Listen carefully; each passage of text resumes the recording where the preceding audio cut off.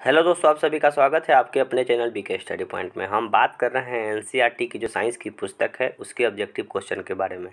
6 से 12 तक की जितनी भी पुस्तकें हैं जो कि सामान्य विज्ञान की पुस्तकें हैं उनके ऑब्जेक्टिव क्वेश्चन के बारे में मैं चर्चा कर रहा हूं, क्योंकि यहीं से एज इट इज़ परीक्षा में प्रश्न पूछे जाते हैं।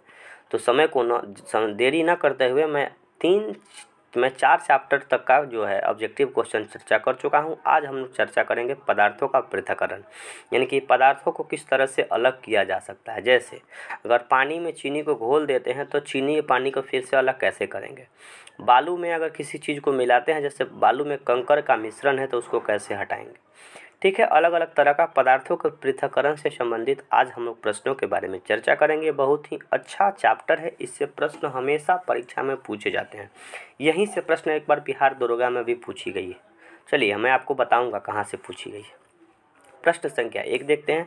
पदार्थों के पृथक्करण के संदर्भ में पृथक्करण का मतलब होता है अलग करना, यानी कि किसी भी पदार्थ को कैसे हम लोग अलग करेंगे। ठीक है, जैसे मान लीजिए कि 2 पदार्थों को मिश्रण कर दिए और हम लोग एक पदार्थ को फिर से अलग कैसे करेंगे, वही हम लोगों का पदार्थ का पृथक्करण होता है। पदार्थ के पृथक्करण के संबंध में निम्नलिखित कथनों पर विचार कीजिए। निष्पावन, निस्यंदन और निस्तारण, ये तीनों विधि जो है ना, देखिए बता रहा है कि उपयुक्त में से कौन सी पृथक्करण की विधियां हैं। ये तीनों अलग अलग जगह पे पृथक्करण यानी कि इस पदार्थ को अलग करने का काम करती है। किसका उपयोग कहाँ कहाँ पे किया जाता है आगे के प्रश्नों में हम लोग समझेंगे। ठीक है, याद रखिएगा, निष्पावन, निस्यंदन और निस्तारण, ये तीनों जो चीज़ें हैं, तीनों जो पॉइंट दी गई है, इसका काम पदार्थों के पृथक्करण में होता है। अलग अलग पदार्थों के पृथक्करण में अलग अलग चीज़ों का प्रयोग किया जाता है। जैसे मान लीजिए कि आटा चालने के लिए हम लोग चलनी का उपयोग करते हैं। दूध छानने के लिए, दूध का अगर हम लोग शुद्धकरण मापते हैं, दूध की शुद्धि मापते हैं, तो लेक्टोमीटर का प्रयोग करते हैं। दूध को अगर शुद्ध करना है तो उसको हम लोग दूध को जला देते हैं, उससे उसका अलग मटेरियल निकल जाता है। तो वो अलग अलग तरह की चीज़ें हैं जिससे कि हम लोग चर्चा कर लेते हैं। इसके एक्सप्लेनेशन के बारे में समझ लेते हैं। निष्पावन, निस्तारण और निस्यंदन तीनों ही मिश्रण से अवयवों के पृथक करने की विधियाँ है। इसके अतिरिक्त हस्तचलन यानी कि हाथ से हैंड पिकिंग, चालन, अवसादन, थ्रेसिंग और वाष्पन से भी मिश्रण के अवयवों को पृथक किया जा सकता है। जैसे थ्रेसिंग किया जाता है गेहूं को साफ करने के लिए। अवसादन सेडिमेंटेशन, यानी कि जब हम लोग पेट्रोलियम पदार्थ को बाहर निकालते हैं तो ये अवसादन होता है, सेडिमेंटेशन होता है। पृथक वाष्पन क्या होता है कि अगर मान लीजिए कि जैसे नमक और पानी को घोल देते हैं, तो नमक और पानी को घोल देंगे तो नमक पानी दोनों को, जो नमक और पानी का घोला हुआ मिश्रण है, उसको हम लोग धूप में डालेंगे, वाष्पीकृत होकर पानी ऊपर उड़ जाएगा, नमक बच जाएगा, उससे भी पदार्थ को हम लोग अलग कर लिए। वाष्पन विधि से भी की जा सकती है। बहुत ही अच्छा एक्सप्लेनेशन दी गई है। निष्पावन, मैं फिर से इसलिए पढ़ रहा हूँ ताकि बहुत अच्छी प्रश्न यहाँ से बनेगी। निष्पावन, निस्तारण और निस्यंदन तीनों ही मिश्रण के अवयवों को पृथक करने की विधि है। इसके अतिरिक्त हस्तचयन, चालन, अवसादन, थ्रेसिंग और वाष्पन, इवोपराइजेशन भी मिश्रणों के अवयवों को पृथक करने की कुछ अलग विधि है। ठीक है, अब हम लोग बात कर लेते हैं क्वेश्चन नंबर 2 पे। पृथक्करण की विधियों के प्रयोग के संदर्भ में निम्नलिखित कथनों में से कौन सा कथन सही नहीं है। किसी मिश्रण के कणों के अमाप में अंतर का उपयोग चालन या निस्सादन प्रक्रिया से पृथक किया जा सकता है। किसी मिश्रण के कणों के अमाप में अंतर, यानी कि अगर मान लीजिए कि अमाप में अंतर का मतलब क्या बता रहा है कि अगर एक मिश्रण है, जैसे हम लोग बालू के बारे में ले लेते हैं, बालू का कण छोटा होता है, उसमें जो कंकड़ पत्थर होते हैं वो थोड़ा सा बड़ा होते हैं। अमाप यानी कि माप में अंतर होता है, तो चालन और निस्यंदन प्रक्रिया से पृथक किया जा सकता है। बिल्कुल सही है, याद रखिएगा। चलनी से हम लोग चाल के बालू को अलग कर सकते हैं, क्योंकि उसमें अमाप का अंतर है, मापन का अंतर है, उसमें साइज का अंतर होता है। तो चालन और निस्यंदन का उपयोग हम लोग अमाप के अंतर में किया जा सकता है। बिल्कुल सही है। इसमें पूछ रहा है कौन सा कथन गलत है, सही नहीं है। रेत और जल के मिश्रण में रेत से भरी कम तली में बैठ जाती है और अवसादन की विधि द्वारा इसे उड़ेल कर पृथक किया जा सकता है। तो अवसादन जो है ये सेडिमेंटेशन, इसमें पेट्रोलियम पदार्थों को अलग कर सकते हैं। ठीक है, लेकिन रेत और जल का जो मिश्रण होता है उसको निस्तारण प्रक्रिया से अलग किया जा सकता है। इसलिए इस क्वेश्चन का सही उत्तर ये हो जाएगा। यहाँ पे मैं इसलिए लिख दिया हूँ कि रेत और जल को आपको अलग करना है तो निस्तारण विधि से आप लोग अलग कर सकते हैं। ये प्रश्न हमेशा पूछा जाता है कि रेत और जल के मिश्रण को अलग करना है तो कौन सी विधि अपनाई जाएगी, तो निस्तारण विधि अपनाई जाएगी। ठीक है, और मापन में अंतर होगा तो कौन सा विधि अपनाएंगे, चालन और निस्यंदन प्रक्रिया के कारण निस्यंदन प्रक्रिया के द्वारा पदार्थों को पृथक हम लोग कर सकते हैं। ठीक है, आगे बढ़ते हैं।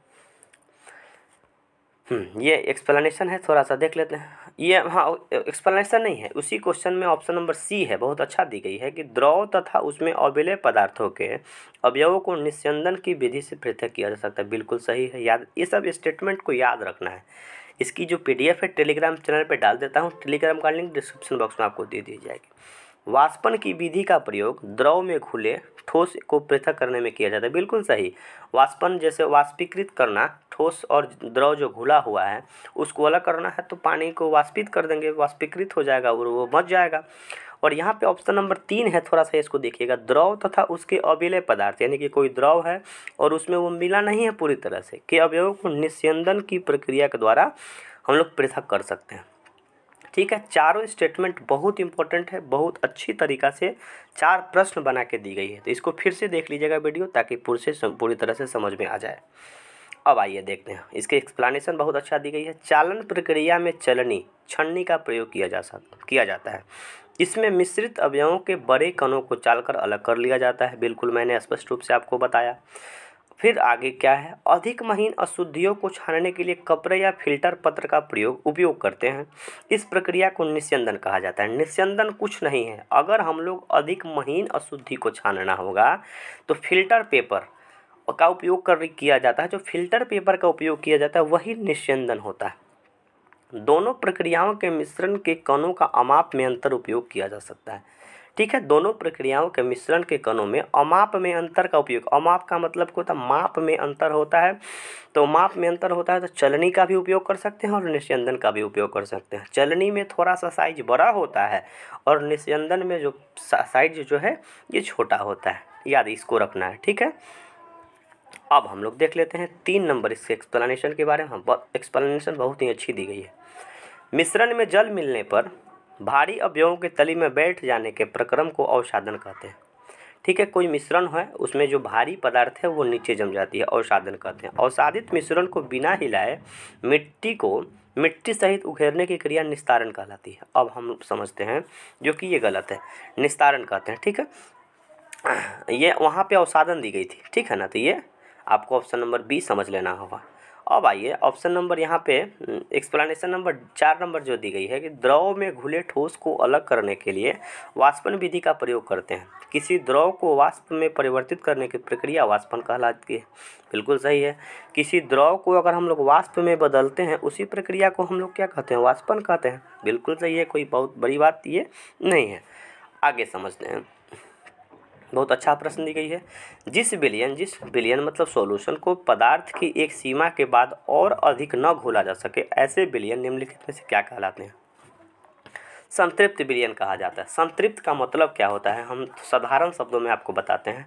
जैसे कोई भी हम लोग खाना खाते हैं, रसगुल्ला खाते हैं तो लगता है कि मन तृप्त हो गया, यानी कि पूरी तरह से हम लोगों का मन भर गया। तो जब विलयन में कोई पदार्थ की सीमा के बाद पूरी तरह से सीमा अंतिम हो गई, खाना खाने की जो सीमा है पूरी तरह से हम संतुष्ट हो गए, यानी कि मन हमारा तृप्त हो गया, उसके बाद और अधिक न घोला जाए, ऐसी जो पद्धति है, ऐसी जो सिस्टम है, उस विलयन को हम लोग संतृप्त विलयन बोलेंगे। कमेंट करिएगा कि हाँ ये समझ में आया या नहीं आया।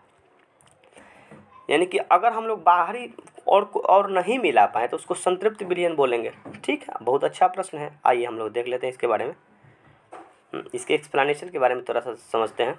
ए नंबर एक्सप्लेनेशन सही, ए नंबर ऑप्शन होगा। इसके एक्सप्लेनेशन में देखते हैं कि जिस विलयन में किसी पदार्थ की मात्रा एक सीमा से अधिक नहीं घोली जा सकती है वह उस पदार्थ का संतृप्त विलयन होता है। बिल्कुल स्पष्ट रूप से आप लोगों ने समझा होगा। क्वेश्चन नंबर 4 देखते हैं। किसी पदार्थ के विलयन को गर्म करने पर उसकी विलेयता पर क्या प्रभाव पड़ता है। ठीक है, तो अगर किसी पदार्थ को हम लोग गर्म करते हैं तो विलेयता मतलब होता है गाढ़ापन। ठीक है, तो उसकी विलेयता बढ़ जाती है। बहुत अच्छा प्रश्न है। बहुत अच्छा प्रश्न है। किसी पदार्थ के विलयन को गर्म करते हैं, गर्म करने से उसकी विलेयता पर क्या प्रभाव पड़ता है? तो उसकी विलेयता जो है ये बढ़ जाती है, इसको याद रखिएगा। ठीक है, आगे बढ़ते हैं।